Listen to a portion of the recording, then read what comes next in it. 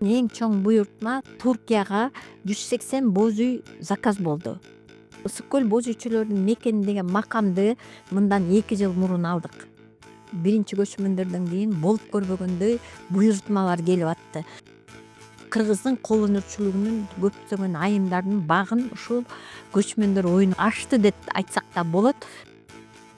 Биздин кол өнөрчүбүз шырдак жасоо, ушул мына боз үй жасаган, боз үйдөн калган кийиздерден колубуздан келген жакшынакай тапочкаларды жасап, панолорду жасап, Боз үйдү даңызалаш үчүн кыргыздын сөзсүз каада салты да керек экен, маданияты да керек экен.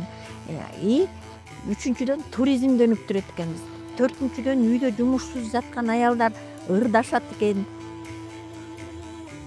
Kırgız halkım, Kırgız halkım, kiminle kağılayım Kırgız halkım.